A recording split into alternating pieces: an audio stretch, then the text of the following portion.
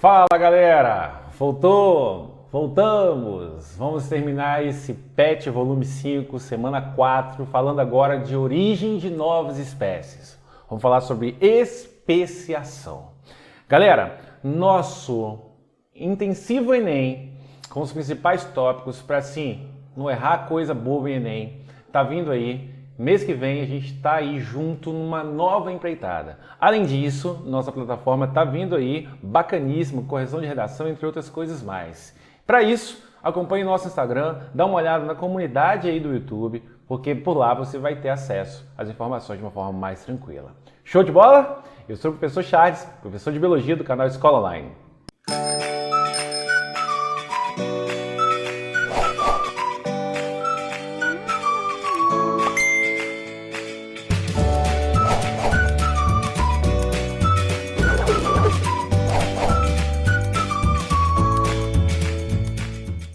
Nosso assunto hoje é teórico, eu trouxe algumas coisas para vocês nos slides, beleza? Então vamos lá.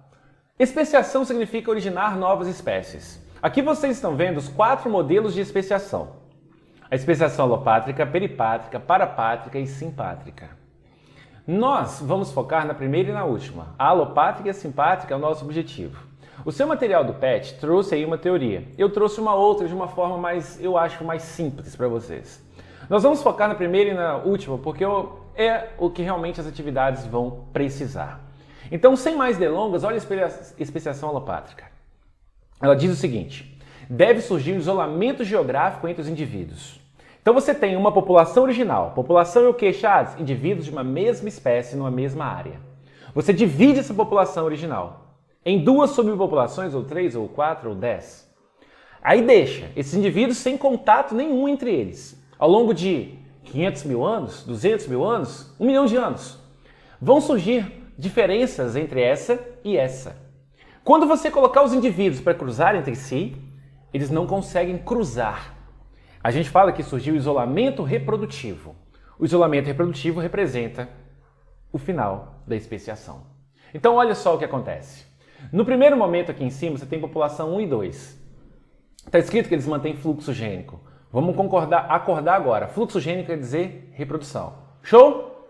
Então eles conseguem reproduzir entre si. Aí surge uma barreira geográfica que isola indivíduos de um lado e os indivíduos do outro. Aqui já surgiu um troço com cor diferente do vermelho. Aqui também. Isso surgiu por mutação. É o processo que vai surgir novos genes. Por seleção natural, são selecionados indivíduos diferentes. E ao longo de muito tempo, daqui a pouco você fala que é espécie 1 do lado esquerdo, espécie 1 do lado direito. Por quê? Porque não há mais fluxo gênico. Eles não reproduzem mais. Fluxo gênico é reprodução. Olha o nosso acordo. Então surgiu agora isolamento reprodutivo, mostrando que houve especiação. Isso é a especiação alopátrica. Que dá para ver de uma outra forma, olha que legal. Aqui você tem moscas com essa cor estranha aqui, sei lá que cor é essa. E aí você divide em 2 grupos, ó, isola. Para uma você dá aí o amido, que é um carboidrato, para outra você dá um outro carboidrato, que é a maltose. O amido é um polissacarídeo, feito de muitas unidades de glicose. A maltose é um carboidrato também, mas é um disacarídeo, feito de 2 glicoses. Ao longo do tempo, isolados, por mutação, surgem novos genes. E a seleção natural, devido até mesmo ao alimento, seleciona indivíduos diferentes. Aqui, o amido é o alimento, é o meio que está selecionando também, e genes surgiram. Se você coloca as mosquinhas amarelas para cruzar entre si e ter descendentes, elas vão ter, porque são de uma mesma espécie. As vermelhas, a mesma coisa. Mas pede uma mosca amarela para cruzar com a vermelha. Fala assim: ô amarela, faz amor com essa mosca vermelha. Ela fala assim: vou fazer não. Que se eu fizer, nem descendente fértil a gente vai ter, porque nós somos espécies distintas. Beleza? Então essa é a especiação alopátrica, que pode ser representada por isso aí também. Agora eu estou te mostrando um estudo de caso verídico. Isso é um abismo, né? Um cânion. Olha o que esse cânion separou e ao longo do tempo surgiu. Existia uma espécie ancestral, pessoal, muito próximo das duas. Mas devido ao isolamento geográfico, não deu para uma chegar à outra, criou-se 2 subpopulações de lados opostos, que com o passar do tempo se especiaram. No lado sul, Esquiloantílope de Harris, e do lado norte, Esquiloantílope de cauda branca. Bacana? Conseguiram entender a especiação alopátrica? Se entenderam a alopátrica, então estão prontos para ir à simpátrica. Simpatria quer dizer que a especiação ocorre sem isolamento geográfico. Dentro de uma mesma população vão surgir indivíduos. Beleza? Eu não gosto de slides com conteúdo imenso, vocês sabem disso, mas aqui foi necessário colocar para vocês conteúdo. Eu vou no segundo ponto, vou pular o primeiro, você lê o primeiro. Na especiação simpátrica, grupos de uma mesma população ancestral evoluem em diferentes espécies, sem que haja separação geográfica. Estão no mesmo local. Então, dentro de uma mesma espécie vão surgir novas espécies. Dentro de uma mesma população, composta, por exemplo, da espécie A, vai surgir a espécie B ali, dentro daquela população. Sim. Isso é muito comum em plantas. Estava escrito isso no último ponto. Volta lá, lê de novo. Beleza? Vou te mostrar por que é comum em plantas. Olha só, uma espécie de planta, 2N igual a 6 cromossomos. Cada traço desse aqui representa um cromossomo. Então você conta comigo. 1, 2, 3, 4, 5, 6. Ela é uma planta 2N. 2N significa diploide. Diploide quer dizer ter 2 tipos de cada cromossomo. Então tem 2 cromossomos lilazes ou roxo, 2 vermelhos, 2 azuis. Beleza? A planta, devido a erro na meiose, acaba levando à produção de um gameta que é igual a ela, 2N. Não, esse gameta era para ser N, né? Era para ser N, N igual a 3, já que ela é 2N igual a 6. Mas deu origem a gametas 2N igual a 6. E se esses gametas forem usados para fecundação? Vai dar origem a uma planta 4N. Pessoal, 2N significa dizer que tem 2 cópias de cada cromossomo. Na planta 4N, olha, você tem 4 cópias de cada cromossomo. Então você teve origem agora um indivíduo, 4N igual a 12. Se esse indivíduo for fértil, reproduzir, cruzar, talvez consigo mesmo ou com outra igual, talvez tenha surgido outra por mutação também igual, pouco provável, mas possível, vai originar uma nova espécie.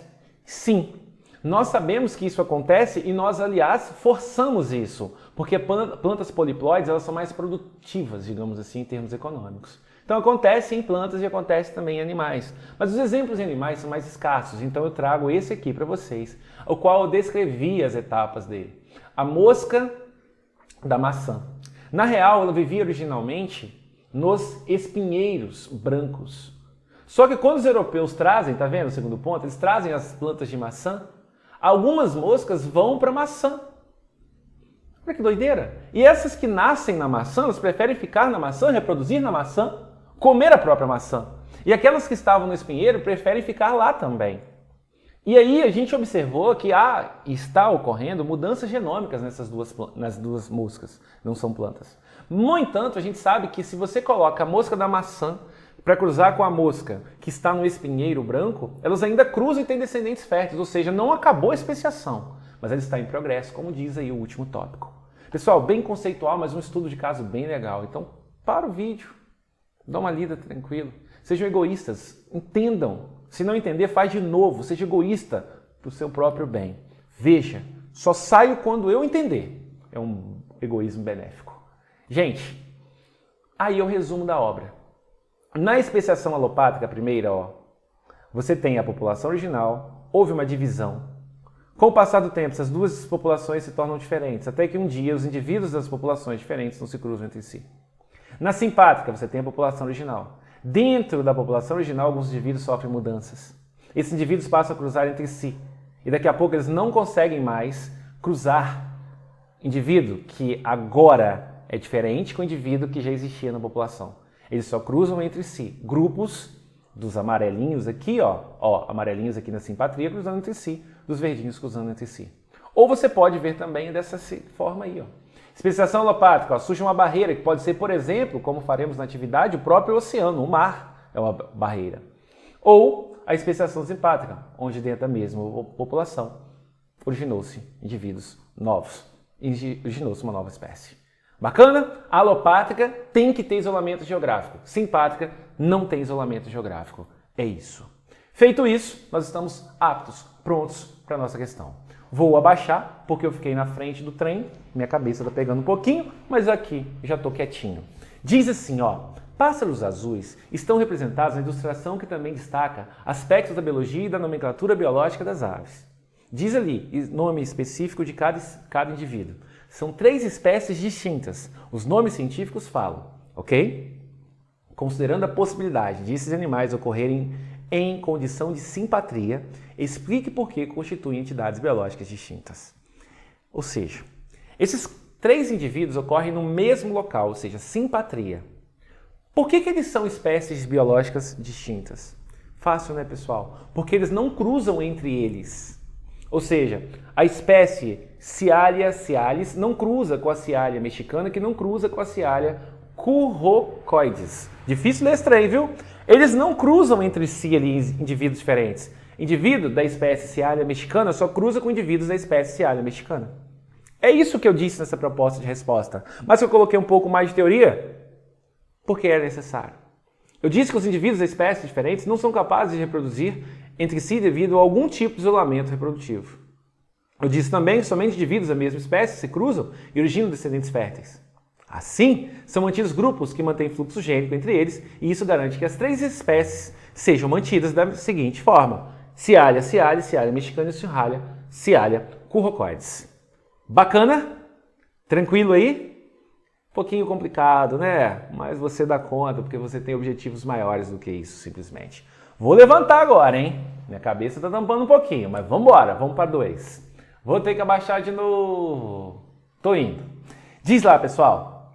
Diferentes espécies de peixes herbívoros marinhos do mesmo gênero estão encontradas nas regiões tropicais do Oceano Atlântico, tanto na costa do continente americano quanto na costa do continente africano. Após estudos sobre esse grupo, foi possível elaborar o diagrama e o quadro a seguir, onde espécies supostamente distintas foram representadas por diferentes letras. Então tá aqui, ó. Vamos lá, vamos fazer a análise da espécie A e B.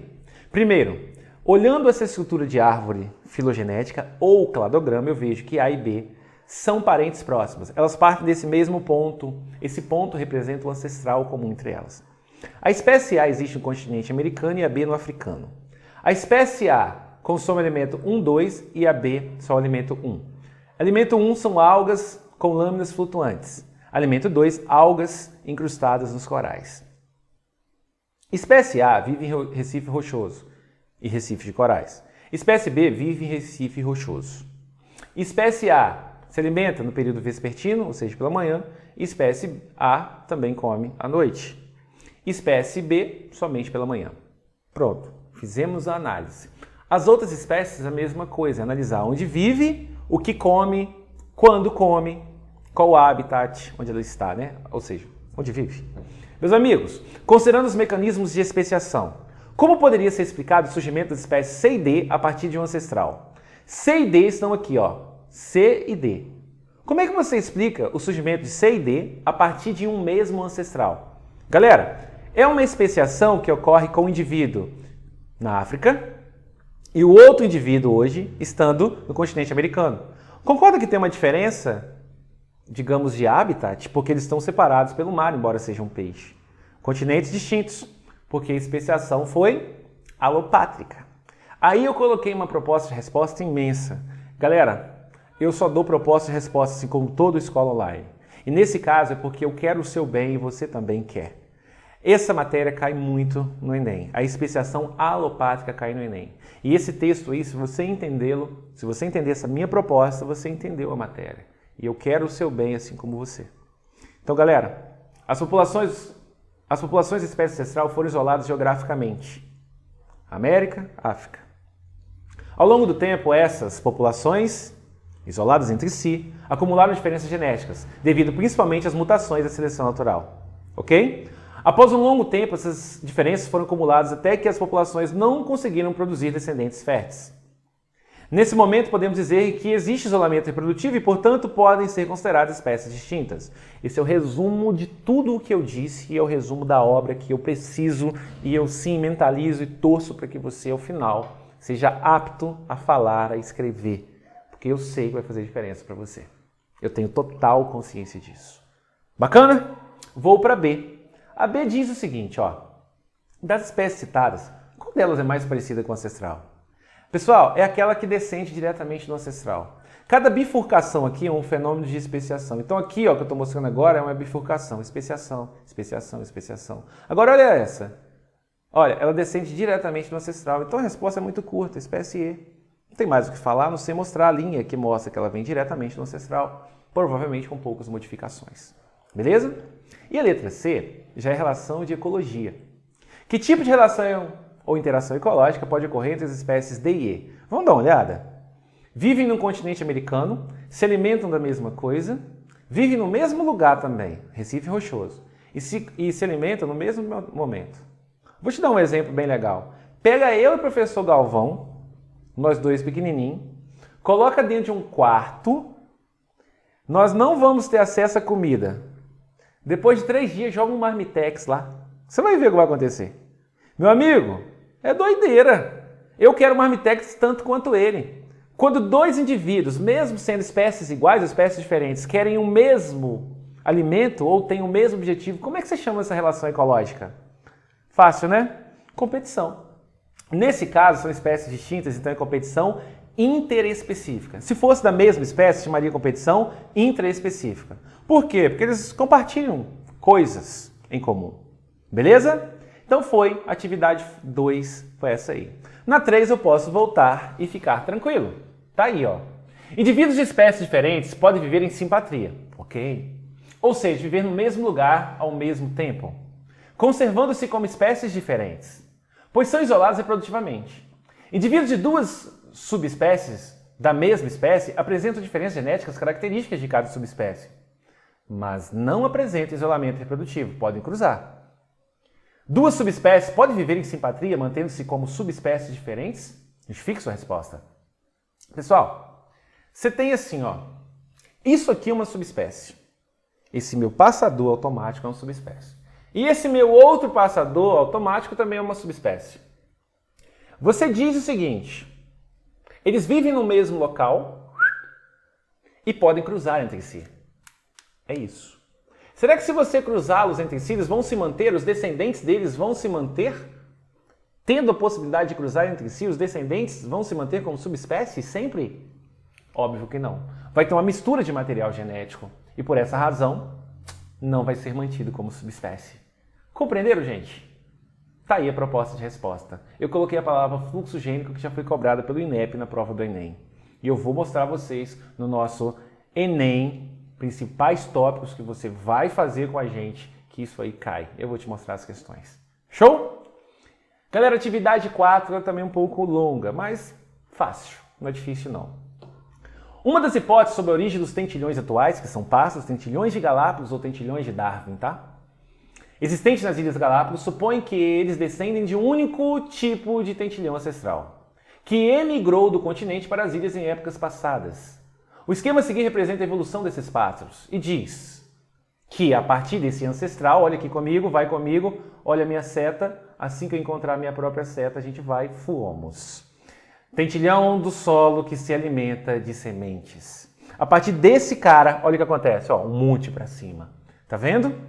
Diz, escreva o nome do processo que levou ao aparecimento de todas as espécies atuais, a partir de um ancestral comum. Pessoal, surgir espécies é especiação. Mas quando se fala um ancestral comum, quer dizer irradiação adaptativa. Irradiou. Essa matéria eu te mostrei na aula de evidências da evolução. E calma aí, eu não passei não. Vou trazer a resposta de novo, pode ficar tranquilo.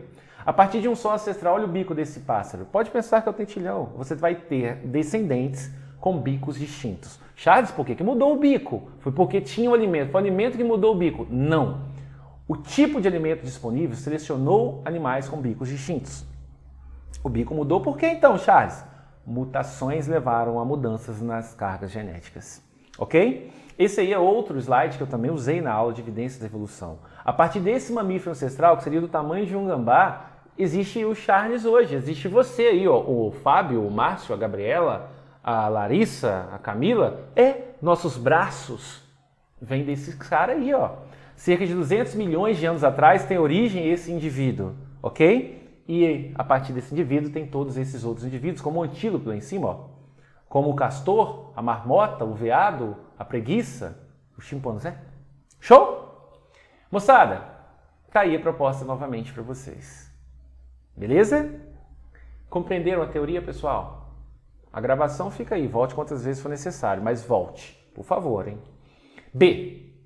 Escreva o nome do processo que originou as variações notadas na forma e tamanho dos bicos em diferentes ambientes e ajustados a diferentes tipos de alimento.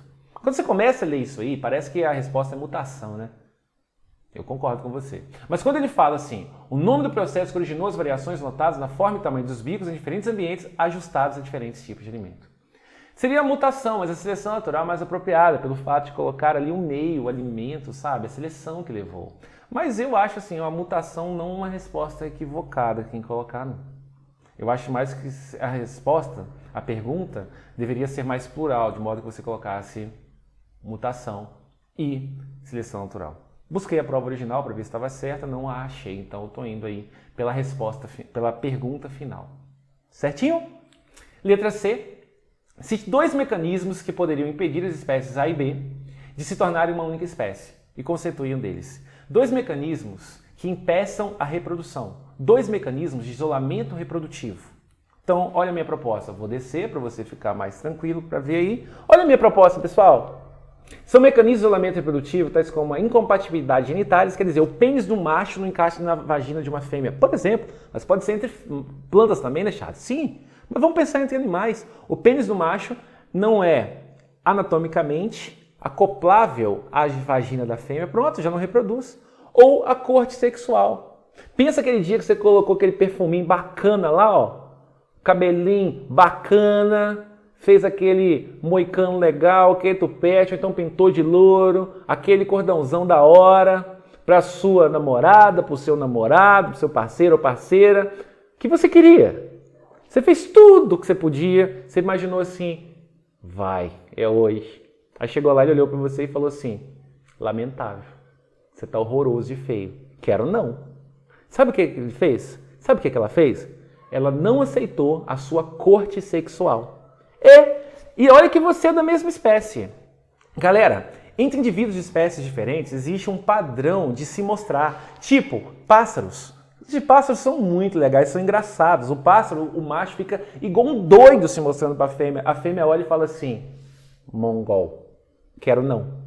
Ponto! Se for entre espécies diferentes, é muito comumente você observar que a fêmea falou para o macho assim, ó, fiote, você não. Você não sabe fazer o que eu gosto. Você não sabe se mostrar como eu gosto. Pronto. A corte sexual é um ponto de isolamento. Pessoal, o comportamento ou a etologia é mais ampla, mas ele pediu para conceituar lá e explicar, e eu preferi explicar dessa forma que é mais legal. Entendido? Tá aí a minha proposta para vocês. E aí, nós vamos ao número 5 e eu posso voltar e ficar tranquilo. Essa é uma questão muito legal. Aulas atrás eu disse para você que você pode nem imaginar hoje, mas você vai trabalhar com biotecnologia, que ou são ciências aplicadas à manipulação de materiais biológicos para obter produtos específicos. Por que você fala isso, Chasco? Qual a propriedade? Qual a propriedade de quem já leciona há 14 anos em cursinho e adoro ler sobre esse tema? E converso com amigos que trabalham na área e observo o desenvolvimento das coisas. Lembra de uma série que eu citei para vocês em aulas atrás? Seleção Artificial, uma série do Netflix, já te abre a cabeça. Existem outras na própria plataforma do Netflix. Seleção Artificial. Ah, pessoal, dicas de filme como essa a gente vai ter na nossa plataforma para vocês, tá? Pode esperar que vai ficar tudo organizado e bonitinho lá. Mas olha só, trabalhar com biotecnologia é conhecer uma espécie a fundo e saber todo o potencial que ela tem a oferecer, em vários sentidos, tipos de novos medicamentos, produção de proteínas, enfim. Ok? Biotecnologia, uma ciência muito legal. Ultimamente tem sido enunciados uma série de projetos genoma, com o objetivo de sequenciar o genoma de espécies de importância econômica, como o eucalipto e o café. Sequenciar o genoma de um organismo significa descobrir. Moçada, vou te ajudar. Então olha ali. O que é genoma? Conjunto de genes de uma célula ou de um indivíduo. Sequenciar o genoma humano, por exemplo, quer dizer que você pode conhecer doenças, quando nós sequenciamos, que até então nós sabíamos que existiam, mas não tínhamos o domínio total de como controlá-la, como surgia. Hoje nós sabemos de várias doenças e até conseguimos manipular o genoma de algumas células humanas em prol de sanar algumas doenças. Sim, conseguimos. Agora, conjunto de genes. E o que são genes, Charles? Genes são sequências de nucleotídeos que controlam a síntese de proteína. Então, se você quer saber o genoma de uma espécie, você vai sequenciar as bases do seu DNA. Charles, o que é base? É porque gene é sequência de nucleotídeo, beleza? O nucleotídeo é feito por um fosfato, uma pentose e uma base nitrogenada. A base, adenina, timina, citosina, guanina e uracila, se for do RNA, uracila, óbvio. Essa base, ou essas bases, elas são códigos. Elas acabam criando em conjunto, tipo 200 pares de base, acabam criando em conjunto senhas para que a gente faça proteínas.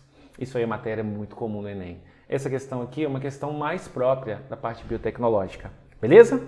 Meus amigos, mais uma vez, mando toda a minha energia positiva para vocês e o meu carinho e o meu cuidado com vocês. Cuidem de vocês mesmos, pensem positivo, sei que não é fácil, mas nós Escola Online, estamos com vocês. E em breve com novidades muito especiais. Contem com a gente, pessoal, contem com os professores de vocês, que vai dar tudo certo. Até mais, gente!